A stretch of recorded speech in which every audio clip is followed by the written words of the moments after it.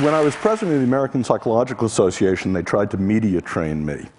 And an encounter I had with CNN summarizes what I'm going to be talking about today, which is the 11th reason to be optimistic. The editor of Discover told us 10 of them.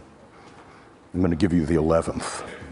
So they came to me, CNN, and they said, Professor Seligman, would you tell us about the state of psychology today? We'd like to interview you about that. And I said, great. He said, but this is CNN, so you only get a soundbite. So, well, how many words do I get? I said, well, one. Cameras rolled, and she said, Professor Seligman, what is the state of psychology today? Good. Cut. That won't do. We'd really better give you a longer soundbite. Well, how many words do I get this time? Well, you get 2. Dr. Seligman, what is the state of psychology today? Not good.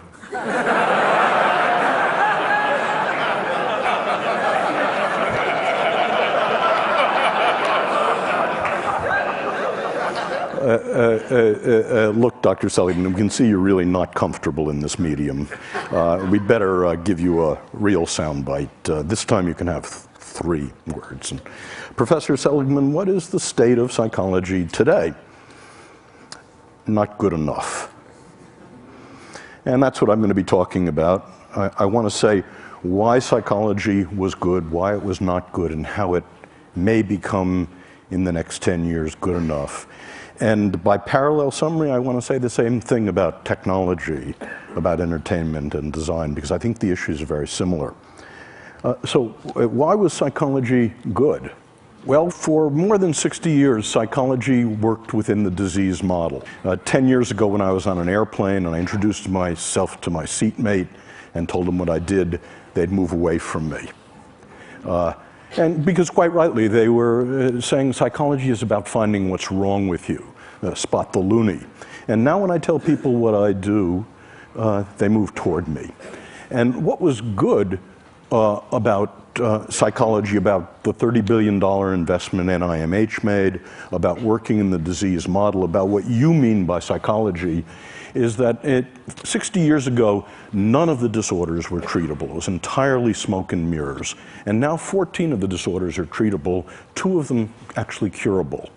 And the other thing that happened is that a science developed, a science of mental illness, that we found out that we could take fuzzy concepts like depression, alcoholism, and measure them with rigor. That we could create a classification of the mental illnesses, that we could understand the causality of the mental illnesses. We could look across time at the same people, for example, who are genetically vulnerable to schizophrenia, and ask what the contribution of mothering, of genetics are. And we could isolate third variables by doing experiments on the mental illnesses.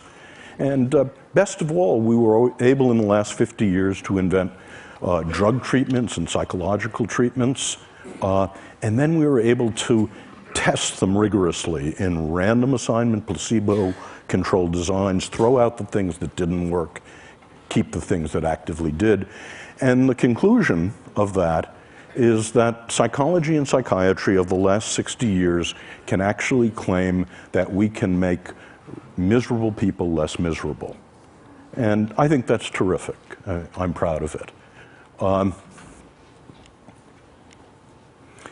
what was not good, the consequences of that, were 3 things. The first was moral, that psychologists and psychiatrists became victimologists, pathologizers, that our view of human nature was that if you were in trouble, bricks fell on you. And we forgot that people made choices and decisions. We forgot responsibility. That was the first cost. The second cost was that we forgot about you people. We forgot about improving normal lives. We forgot about a mission to make relatively untroubled people happier, more fulfilled, more productive. And Genius, high talent, became a dirty word. No one works on that. And the third problem about the disease model is in our rush to do something about people in trouble, in our rush to do something about repairing damage, it never occurred to us to develop interventions to make people happier, positive interventions. So that was not good. And so that's what led people like Nancy Etkoff, Dan Gilbert, Mike Csikszentmihalyi, myself to work in something I call positive psychology, which has three aims. The first is that psychology should be just as concerned with human strength as it is with weakness. It should be just as concerned with building strength as with repairing damage. It should be interested in the best things in life, and it should be just as concerned with making the lives of normal people fulfilling and with genius, with nurturing high talent. So, in the last 10 years, and the hope for the future, we've seen the beginnings of a science of positive psychology, a science of what makes life worth living. It turns out that we can measure different forms of happiness, and any of you for free can go to that website and take the entire panoply of tests of happiness. You can ask, how do you stack up for positive emotion, for meaning, for flow, against literally tens of thousands of other people. We created the opposite of the diagnostic manual of the insanities, a classification of the strengths and virtues that looks at the sex ratio, how they're defined, how to diagnose them, what builds them and what gets in their way. We found that we could discover the causation of the positive states, the relationship between left hemispheric activity and right hemispheric activity as a cause of happiness. I've spent my life working on extremely miserable people, and I've asked the question, how do extremely miserable people differ from the rest of you? And starting about 6 years ago, we asked about extremely happy people, and how do they differ from the rest of us?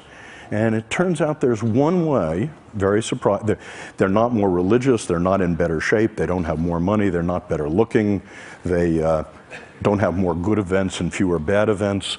The one way in which they differ, they're extremely social. They don't sit in seminars on Saturday morning. They don't spend time alone. Each of them is in a romantic relationship, and each has a rich repertoire of friends. But watch out here. This is merely correlational data, not causal, and it's about happiness in the first Hollywood sense I'm going to talk about. Happiness of ebullience and giggling and good cheer.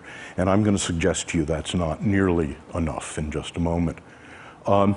We found we could begin to look at interventions over the centuries, from the Buddha to Tony Robbins. About 120 interventions have been proposed that allegedly make people happy. And we find that we've been able to manualize many of them, and we actually carry out random assignment efficacy and effectiveness studies. That is, which ones actually make people lastingly happier. In a couple of minutes, I'll tell you about some of those results. But the upshot of this is that the mission I want psychology to have, in addition to its mission of curing the mentally ill, in addition to its mission of making miserable people less miserable, is, can psychology actually make people happier? And to ask that question, happy is not a word I use very much. We've had to break it down into what I think is askable about happy. And I believe there are three different, and I call them different because different interventions build them. It's possible to have one rather than the other. Three different happy lives. The first happy life is the pleasant life. This is a life in which you have as much positive emotion as you possibly can, and the skills to amplify it. The second is a life of engagement, a life in your work, your parenting, your love, your leisure. Time stops for you. That's what Aristotle was talking about. And third, the meaningful life. So I want to say a little bit about each of those lives and what we know about them. The first life is the pleasant life, and it's simply, as best we can find it, it's having as many of the pleasures as you can, as much positive emotion as you can, and learning the skills, savoring mindfulness, that amplify them, that stretch them over time and space.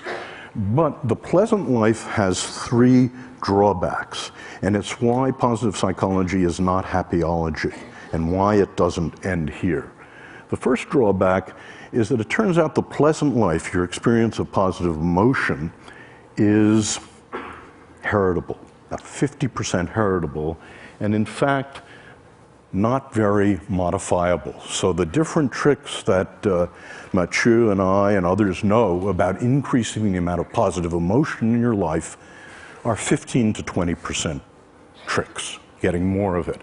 Second is that positive emotion habituates. It habituates rapidly, indeed. It's all like French vanilla ice cream. The first taste is 100%. By the time you're down to the sixth taste, it's gone. And as I said, it's not particularly malleable. And this leads to the second life. And I have to tell you about my friend Len to talk about why positive psychology is more than positive emotion, more than building pleasure. In two of the three great arenas of life, by the time Len was 30, Len was enormously successful. The first arena was work. By the time he was 20, he's an options trader. By the time he was 25, he was a multimillionaire and the head of an options trading company. Second, in play, he's a national champion bridge player. And but in the third great arena of life, love, Len is an abysmal failure. And the reason he was that Len is a cold fish. Len is an introvert. American women said to Len when he dated them, "You're no fun. You don't have positive emotion. Get lost." And Len was wealthy enough to be able to afford a Park Avenue psychoanalyst who for 5 years tried to find the sexual trauma that had somehow locked positive emotion inside of him. But it turned out there wasn't any sexual trauma. It turned out that Len grew up in Long Island and he played football and watched football and played bridge. Len is in the bottom 5% of what we call positive affectivity. So the question is Len unhappy? And I want to say not. Contrary to what psychology told us about the bottom 50% of the human race in positive affectivity, I think Len is one of the happiest people I know. He's not consigned to the hell of unhappiness, and that's because Len, like most of you, is enormously capable of flow. When he walks onto the floor of the American Exchange at 9:30 in the morning, time stops for him, and it stops till the closing bell. When the first card is played, till 10 days later, the tournament is over, time stops for Len. And this is indeed what Mike Csikszentmihalyi has been talking about flow, and it's distinct from pleasure in a very important way. Pleasure has raw feels. You know it's happening. It's thought and feeling. But what Mike told you yesterday, during flow, you can't feel anything. You're one with the music. Time stops. You have intense concentration. And this is indeed the characteristic of what we think of as the good life. And we think there's a recipe for it, and it's knowing what your highest strengths are. And again, there's a valid test of what your 5 highest strengths are, and then recrafting your life to use them as much as you possibly can. Recrafting your work, your love, your play, your friendship, your parenting. Just one example. One person I worked with was a bagger at Gennardi's. Hated the job. She's working her way through college. Her highest strength was social intelligence. So she recrafted bagging to make the encounter with her the social highlight of every customer's day. Now, obviously she failed, but what she did was to take her highest strengths and recraft work to use them as much as possible. What you get out of that is not smiliness. You don't look like Debbie Reynolds. You don't giggle a lot. What you get is more absorption. So that's the second path. The first path, positive emotion. The second path is eudaimonia and flow. And the third path is meaning. This is the most venerable of all the happinesses traditionally. And meaning in this view consists of, very parallel to eudaimonia, it consists of knowing what your highest strengths are and using them to belong to and in the service of something larger than you are. Well, I mentioned that for all three kinds of lives, the pleasant life, the good life, the meaningful life, people are now hard at work on the question, are there things that lastingly change those lives? And the answer seems to be yes, and I'll just give you some samples of it.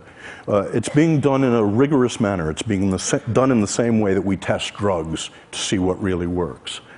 So we do random assignment, placebo-controlled, long-term studies of different interventions.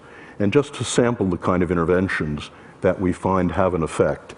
When we teach people about the pleasant life, how to have more pleasure in your life, one of your assignments is to take the mindfulness skills, the savoring skills, and you're assigned to design a beautiful day. Next Saturday, set a day aside, design yourself a beautiful day, and use savoring and mindfulness to enhance those pleasures. And we can show in that way that the pleasant life is enhanced. Gratitude visit. I want you all to do this with me now, if you would. Close your eyes. I'd like you to remember someone who did something enormously important that changed your life in the good direction, who you never properly thanked. The person has to be alive. Okay? Now, okay, you can open your eyes. I hope all of you have such a person. Your assignment when you're learning the gratitude visit is to write a 300-word testimonial to that person, call them on the phone in Phoenix, ask if you can visit, don't tell them why, show up at their door, you read the testimonial. Everyone weeps when this happens. And what happens is when we test people 1 week later, a month later, 3 months later, they're both happier and less depressed. Another example is a strength state in which we get couples to identify their highest strengths on the strengths test and then to design an evening in which they both use their strengths. And we find this is a strengthener of relationships. And fun versus philanthropy, but it's so heartening to be in a group like this in which so many of you have turned your lives to philanthropy. Well, my undergraduates and the people I work with haven't discovered this, so we actually have people do something altruistic and do something fun, and to contrast it. And what you find is when you do something fun, it has a square wave walk set. When you do something philanthropic to help another person, it lasts, and it lasts. So those are examples of positive interventions. So the next to last thing I want to say is we're interested in how much life satisfaction people have. This is really what you're about. And that's our target variable. And we ask the question, as a function of the 3 different lives, how much life satisfaction do you get? So we ask, and we've done this in 15 replications involving thousands of people, to what extent does the pursuit of pleasure, the pursuit of positive emotion, the pleasant life, the pursuit of engagement, time stopping for you, and the pursuit of meaning contribute to life satisfaction? And our results surprised us. They were backward of what we thought. It turns out the pursuit of pleasure has almost no contribution to life satisfaction. The pursuit of meaning is the strongest, and this is the pursuit of engagement is also very strong. Where pleasure matters is if you have both engagement and you have meaning, then pleasure is the whipped cream and the cherry, which is to say the full life, the sum is greater than the parts if you've got all 3. Conversely, if you have none of the 3, the empty life, the sum is less than the parts. And what we're asking now is, does the very same relationship, physical health, morbidity, how long you live, and productivity follow the same relationship? That is, in a corporation, is productivity a function of positive emotion, engagement, and meaning? Is health a function of positive engagement, of pleasure, and of meaning in life? And there is reason to think the answer to both of those may well be yes. So Chris said that the last speaker had a chance to try to integrate what he heard, and so this was amazing for me. I've never been in a gathering like this. I've never seen speakers stretch beyond themselves so much, which was one of the remarkable things. But I found that the problems of psychology seem to be parallel to the problems of technology, entertainment, and design. In the following way, we all know that technology, entertainment, and design have been and can be used for destructive purposes. We also know that technology, entertainment, and design can be used to relieve misery. And by the way, the distinction between relieving misery and building happiness is extremely important. I thought when I first became a therapist 30 years ago that if I could make someone, if I was good enough to make someone not depressed, not anxious, not angry, that I'd make them happy. And I never found that. I found the best you could ever do was to get to zero, that they were empty. And it turns out the skills of happiness, the skills of the pleasant life, the skills of engagement, the skills of meaning are different from the skills of relieving misery. And so the parallel thing holds with technology, entertainment, and design, I believe. That is, it is possible for these three drivers of our world to increase happiness, to increase positive emotion, and that's typically how they've been used. But once you fractionate happiness the way I do, not just positive emotion, that's not nearly enough. There's flow in life and there's meaning in life. As Laura Lee told us, design, and I believe entertainment and technology, can be used to increase meaning engagement in life as well. So in conclusion, the 11th reason for optimism, in addition to the space elevator, is that I think with technology, entertainment, and design, we can actually increase the amount of tonnage of human happiness on the planet. And if technology can, in the next decade or two, increase the pleasant life, the good life, and the meaningful life, it will be good enough. If entertainment can be diverted to also increase positive emotion, meaning, eudaimonia, it will be good enough. And if design can increase positive emotion, eudaimonia, and flow, and meaning, what we're all doing together will become good enough. Thank you.